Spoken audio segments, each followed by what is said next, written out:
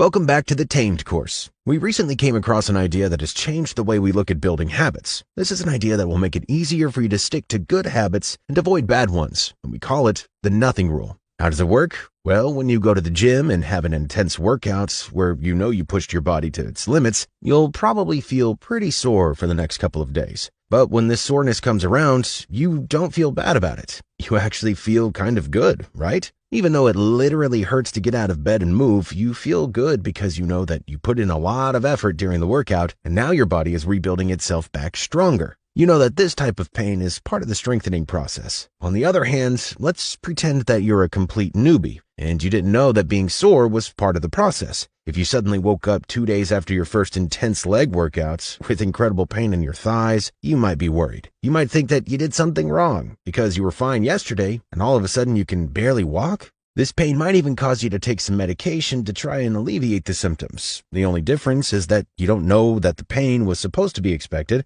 and a part of the process. The pain is a good sign. The reason I'm bringing this up is because pain works in a very similar way when it comes to our addictions. Not just our addictions, but all of our behaviors. You see, whenever you indulge in any pleasurable activities, whether it's playing video games, watching naughty videos online, or chomping down fast food, you're spiking your dopamine to levels much higher than normal. Now, what's interesting is that when you stop these activities, your dopamine doesn't just return to the baseline level that you started at. It actually drops below baseline, directly correlated to how high the spike was, which means that the higher and longer the high you've been chasing, the lower you will drop for longer. Now, what does low levels of dopamine feel like? According to Google, a lack of motivation, tiredness, inability to focus, anxiety, can't feel pleasure from previous enjoyable experiences, feeling of hopelessness, trouble sleeping, and more. Essentially, you feel like crap. This, in a way, is a type of pain. It's not really the physical pain you get from a hard workout. This is more of a mental thing, a boring, uncomfortable, sad type of pain.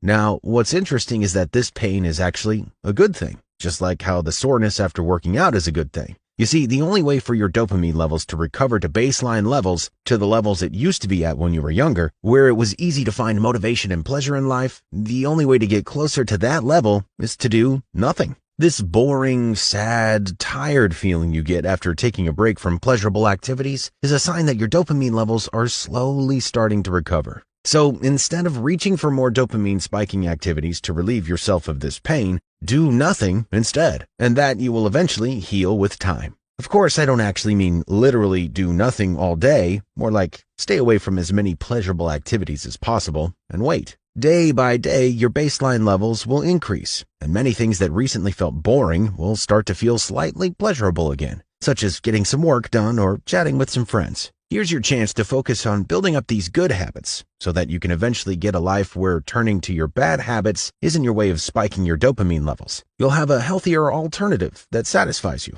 Speaking of healthier alternatives, having someone to speak to about your issues is always a good idea because it allows you to untangle the mental mess that lives in many of our heads, which is why this episode is sponsored by BetterHelp. BetterHelp is the world's largest therapy service, and it's 100% online. You can message your therapist at any time and schedule live sessions when it's convenient for you. If your therapist isn't the right fit for any reason, you can switch to a new therapist at no additional charge. With BetterHelp, you can get the same professional and quality you would expect from in-office therapy, but with a therapist who is custom-picked for you, with more scheduling flexibility and at a more affordable price. BetterHelp has a special offer today where you'll get 10% off your first month. Just go to betterhelp.com/improvementpill. Thanks again to BetterHelp for sponsoring this video. Now, back to the topic at hand. Here's another tip I want to leave with you in regards to dealing with these negative emotions. It's called the 10-minute trick, and I picked it up from the Diary of a CEO podcast. This is something you can use if you feel like the nothing rule isn't effective enough. When you feel a strong negative emotion, such as boredom or stress, where you want to do something to spike your dopamine a bit to help alleviate the pain, such as playing on your phone, you simply tell yourself, okay, I'll play on my phone in 10 minutes. This helps relieve some of the pain, for there's the pain of not knowing when you'll be able to relax that causes you to feel even more uncomfortable on top of the already negative emotions you feel during the dopamine recovery process. This is actually a huge source of uncomfortable feelings we have every day. Uncertainty. When you're trying extremely hard to stay away from a bad habit, it will constantly be in your mind. But when you give yourself a time slot to deal with a negative emotion, your brain can relax, knowing that there's already a plan in place for relieving that pain. And that's it. I hope the 10-minute trick and the nothing rule are helpful in your habit building journey. If you haven't watched the rest of this Tamed course, you can find links in the description box below. Besides that, stay tuned.